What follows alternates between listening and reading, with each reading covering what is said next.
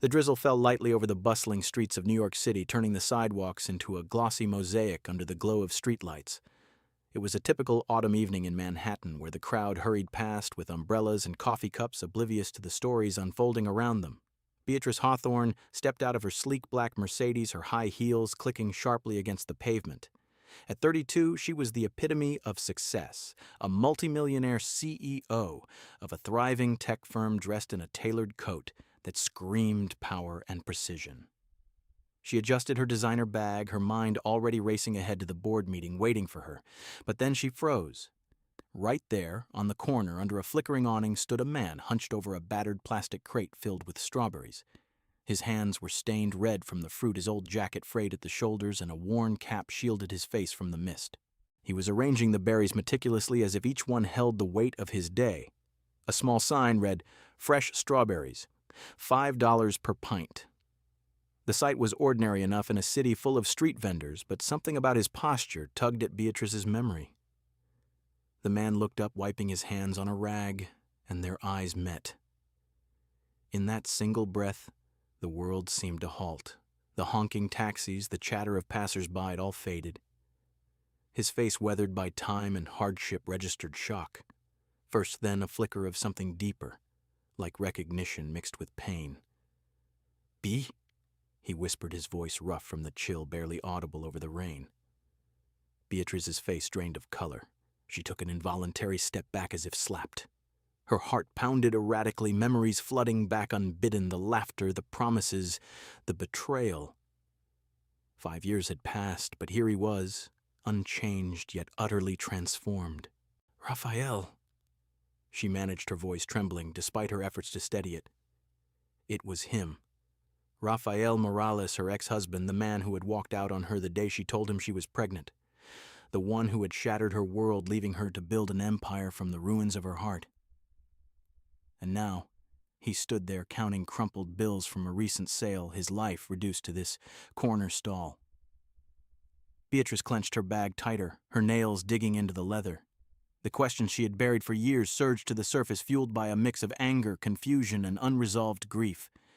She had replayed that final argument countless times in the quiet of her penthouse, wondering what she had done wrong. But seeing him like this, haggard, struggling, only amplified the ache. "Why did you leave me?" She blurted out, her words cutting through the drizzle like a knife. It was the question that had haunted her every sleepless night, the one she had swallowed back in boardrooms and galas. Raphael's eyes reddened, his lips parting as if the words were too heavy to speak. He glanced away for a moment, then met her gaze again, raw and unfiltered. I never wanted to leave you," he said, his voice breaking slightly under the weight of whatever secret he carried. The rain picked up, blurring the edges of the scene, but Beatrice stood rooted, her world tilting on its axis.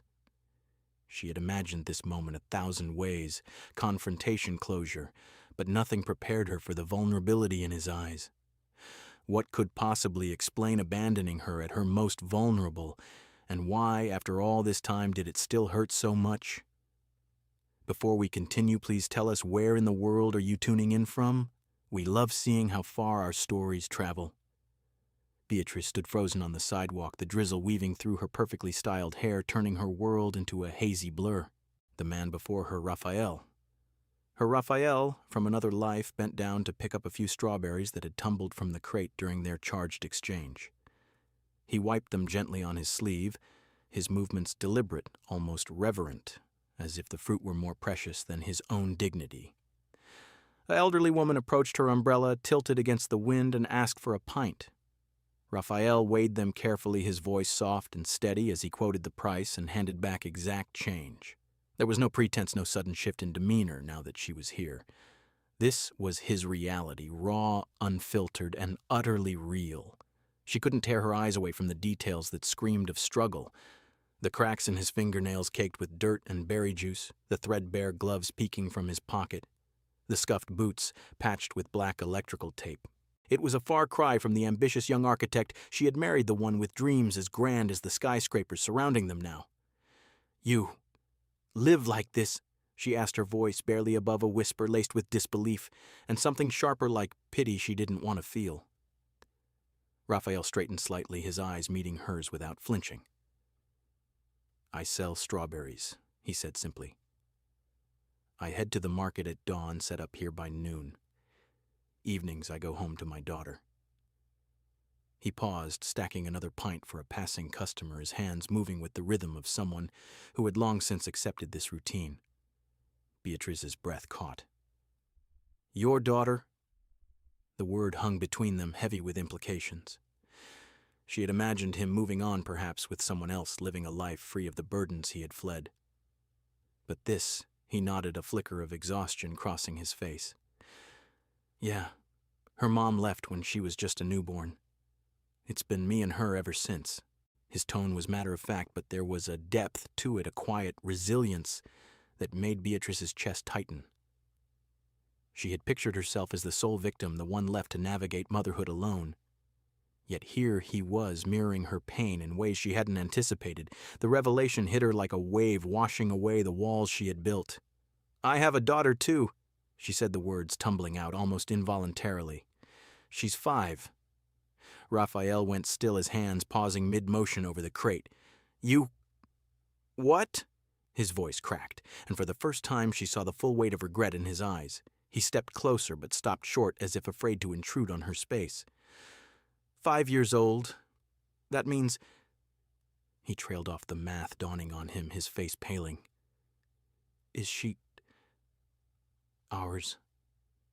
Beatrice turned her gaze away, the rain mixing with the tears she hadn't realized were falling.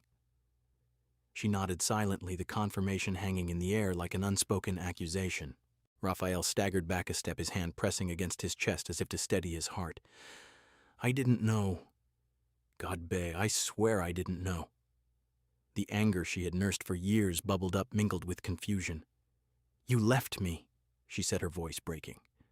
"What chance did I have to tell you? I built everything alone, nights holding her through fevers, driving to the ER in the dark, signing every form as the only parent.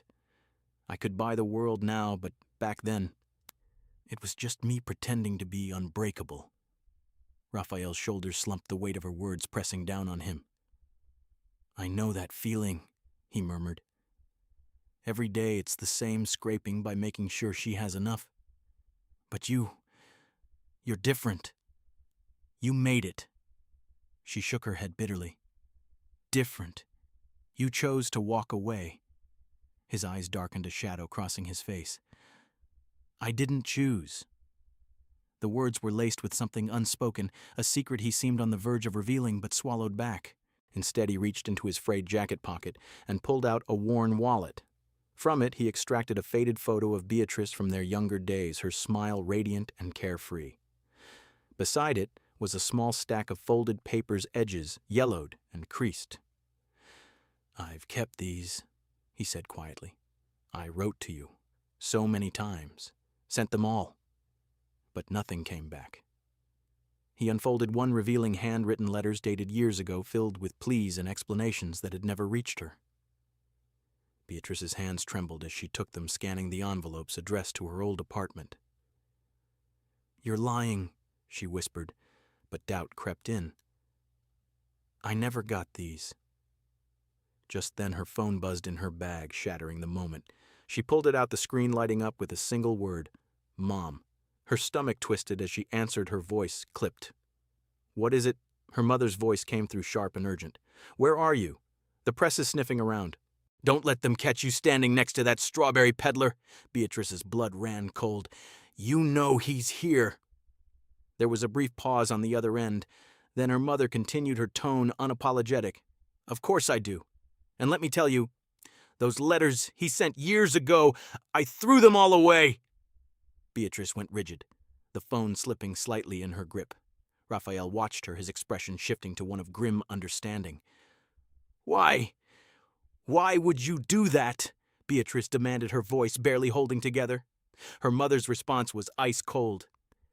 "Because he wasn't worthy. You were born to rule an empire, not crawl back to some nobody.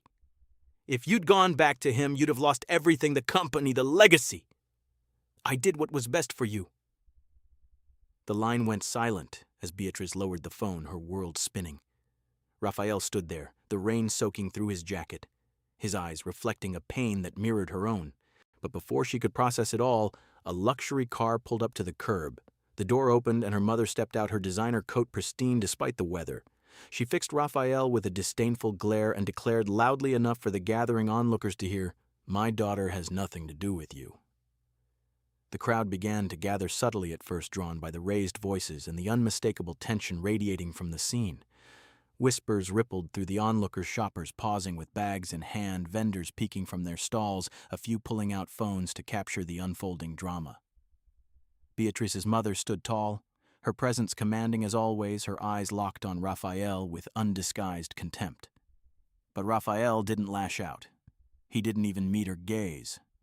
Instead, he knelt down amid the scattered berries, his knees pressing into the wet pavement, and began picking them up one by one.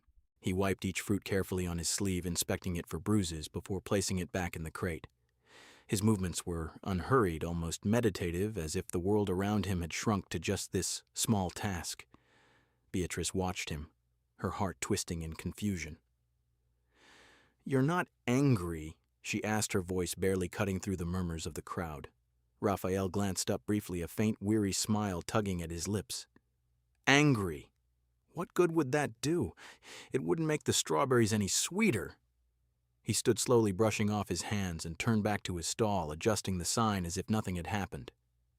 The simplicity of it stung her, his quiet endurance in the face of humiliation. The rain had lightened to a mist, but the chill seeped deeper into Beatrice's bones. She couldn't just walk away, not now. "Have you eaten lunch?" she asked impulsively. He shook his head. "Not yet. I wait until I've sold enough."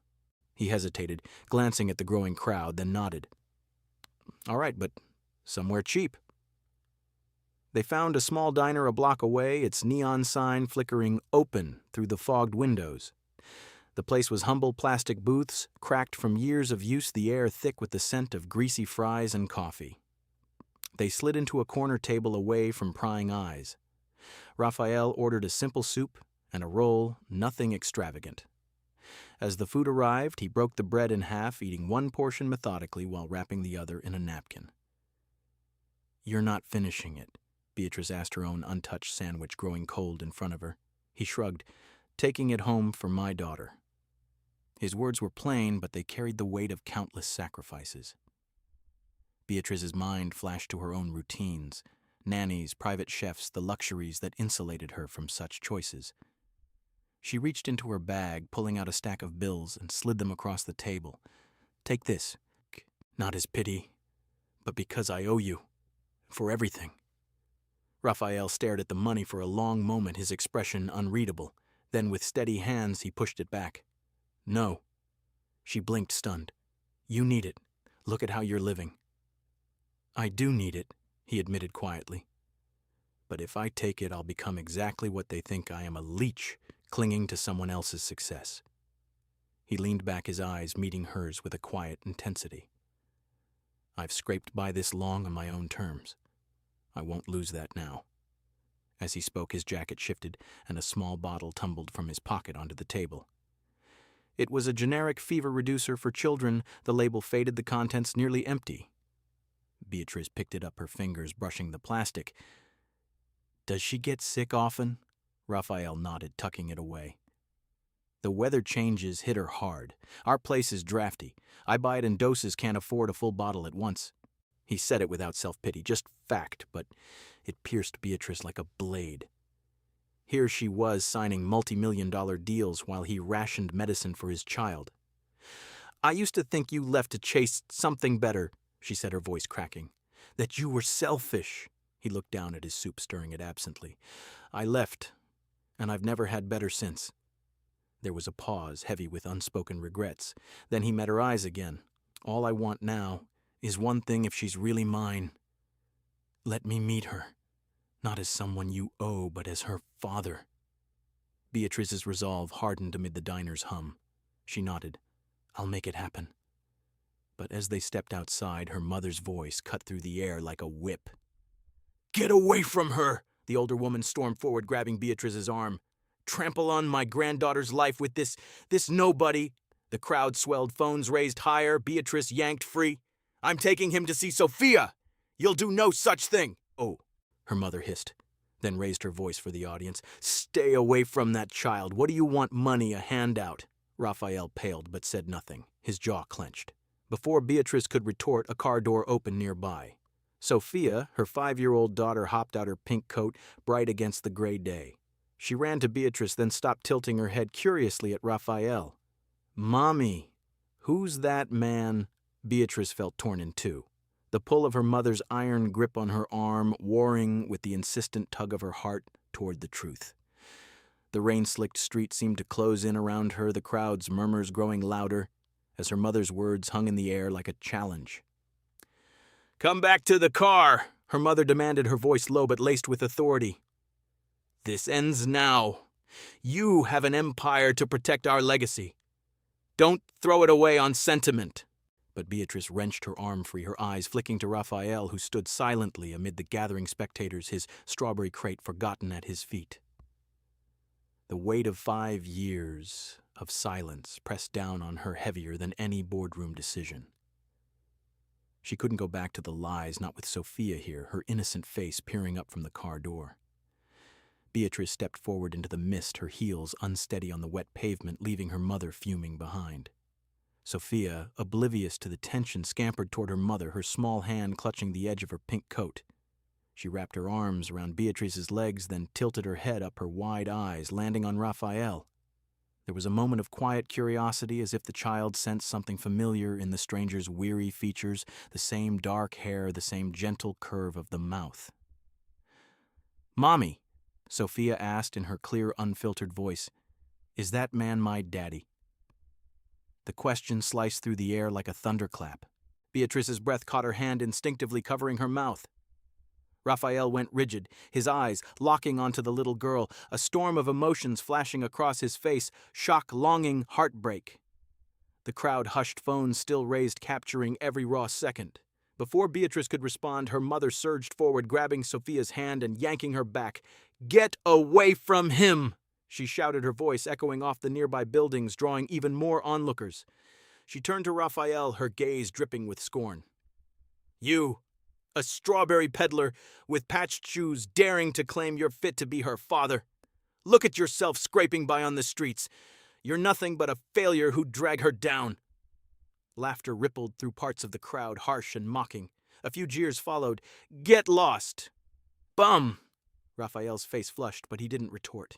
He simply lowered his head, his hands clenching at his sides, absorbing the humiliation like he had so many times before. Sophia, still clutched in her grandmother's grip, frowned up at the older woman. Grandma, why are you saying mean things about him? Did he hurt you? Her voice was small but piercing, cutting through the mockery like a beam of light. The laughter faltered, replaced by awkward shifts and murmurs. Emboldened, Sophia pulled free and toddled closer to Raphael, her eyes bright with innocent interest. Mister, do you like strawberries? She asked, pointing to his crate. Raphael knelt down to her level, his voice soft despite the tremor in it. I do. I sell them every day. He reached into the crate, selecting the ripest, most perfect berry, and held it out to her with both hands, as if offering a treasure. Sophia took it, her tiny fingers wrapping around the fruit. She studied it for a moment, then looked up at him with a smile. Thank you. My daddy would give me treats like this and never get mad. She paused, her brow furrowing in thought. My mommy says my daddy is busy, that's why he doesn't come home. Raphael's eyes welled, but he managed a nod. That sounds like a good daddy. Just then an older man emerged from the nearby bakery, his apron dusted with flour. He was the shop owner, a fixture in the neighborhood known for his quiet wisdom and for raising his orphaned grandchildren years ago. He stepped into the fray, his voice steady and resonant. Ma'am, he addressed Beatrice's mother, you might hate a man for being poor, but you have no right to sever a child from her father. He gestured to the strawberry in Sophia's hand. That man just gave her the best one he had no questions asked. You're treating her like property to be guarded. The crowd's mood shifted, nods and agreements murmuring through the group. He's right, someone muttered. Let the kid decide. The jeers turned to supportive whispers, the tide turning against the haughty woman in the designer coat. Beatrice, her resolve crystallizing, positioned herself between her mother and Raphael, shielding Sophia with her body. "You control the company," she said, her voice steady despite the tears streaking her face. "But you don't control my daughter, not anymore." Her mother's face twisted in fury. "You'll regret this. I'll sue for custody if I have to cut you off from everything. You'll lose it all." As her mother stormed back to the car, vowing under her breath to fight, Beatrice turned to Raphael, grasping Sophia's hand. The rain had picked up again, but she barely noticed. "I'm not asking for forgiveness," she said softly. "Just come into her life, however you can." Raphael looked at Sophia, then back at Beatrice, his voice thick. "I'll come, but on terms of respect, not charity." Sophia, tugging at his sleeve, looked up with hopeful eyes. "So, can Daddy have dinner with us tonight?" That evening, the rain persisted, turning the city streets into shimmering rivers under the street lamps. There were no upscale restaurants or candlelit tables, just a modest diner tucked away on a side street, its windows steamed from the warmth inside. The booth they chose was worn, the vinyl seats cracked, but it felt oddly fitting for this fragile reunion. Beatrice sat across from Raphael with Sophia nestled between them, her small legs swinging under the table as she eyed the menu with wide-eyed wonder. Sophia pushed her bowl of soup toward Raphael, her tiny hands careful not to spill. "Daddy, eat this. You're too skinny," she said matter-of-factly, as if stating an obvious truth. Raphael's breath hitched, his eyes glistening. He glanced at Beatrice, seeking silent permission, and when she nodded subtly, he swallowed hard. "Okay, Daddy will eat," he replied, his voice thick with emotion. It was just 2 words, but they carried the weight of years lost, a quiet reclamation of what had been stolen from him. He took a spoonful, the simple act feeling monumental. As the meal progressed, Sophia chattered about her day-drawing pictures at school, her favorite stuffed animal, blissfully unaware of the undercurrent swirling around her. Beatrice watched them, her heart aching with a mix of regret and hope. When Sophia excused herself to look at the dessert display, Beatrice turned to Raphael, her voice low. "I'm not here to drag you into my world," she said. "I know I've been wrong keeping silent for too long." Raphael set down his spoon, his gaze steady. "I don't blame you for succeeding. I just worry you'll regret pulling someone like me back in." He paused, glancing at his calloused hands. "I've managed on my own. I won't take handouts." Beatrice nodded, tears pricking her eyes. "I don't want to buy forgiveness. I just need you to know the truth for her sake. I've tried to be strong, but strength is in isolation." He looked at Sophia across the room, her laughter light as she pointed at a pie. "She doesn't need us to be perfect," he said softly. "She just needs us to stay." Beatrice's phone buzzed on the table, shattering the moment. She glanced at the screen, a message from her mother. "Sign the transfer papers tomorrow. Defy me and you'll lose everything." Her fingers tightened around the device, the familiar pressure building in her chest. Once such a threat would have cowed her, but tonight, with Sophia's innocent trust and Raphael's quiet resilience before her, it felt hollow. "I'm doing it," she whispered more to herself than him. "Tomorrow, I might lose my position, part of the fortune, the support I thought was family." She met his eyes. "But if everything means lying to her, I'd rather lose it all." Raphael reached across the table, hesitating before placing his hand lightly on her shoulder. Not an embrace, but a steady presence. "You're not alone anymore," he said, his voice firm yet gentle. Sophia returned, climbing back into the booth with a grin. The rest of the meal passed in a tentative warmth, small steps toward something new. When it was time to leave, Raphael insisted on paying his share, pulling out a handful of crumpled bills from his pocket. Outside, the rain had softened to a drizzle, the city lights reflecting in puddles like scattered stars. Raphael walked them to the waiting car, his jacket now damp again. Sophia hugged his legs tightly, looking up with sleepy eyes. "Tomorrow, can I help you sell strawberries? I'll tell everyone. My daddy is the best." He knelt down, brushing a strand of hair from her face, his voice choked. "I'd like that, kiddo." Beatrice watched them, the scene blurring through her tears. As Sophia climbed into the car, Beatrice lingered, turning to Raphael. "I had an empire," she whispered. "But tonight, for the first time, I feel like I have a family." He nodded, his expression softening. Family doesn't start with rings or riches. It starts with someone staying when they have every reason to leave. She wiped her eyes, a small smile breaking through. "This time, I'll stay." Sophia poked her head out the window, her voice bright despite the late hour. "Come on, let's go home." As the car pulled away, Beatrice glanced back at Raphael standing in the rain, his figure silhouetted against the city glow. Love across divides wasn't about rescuing the poor or humbling the rich. It was about daring to live truthfully, believing oneself worthy of second chances. And in that vulnerability, they had found the beginnings of something real.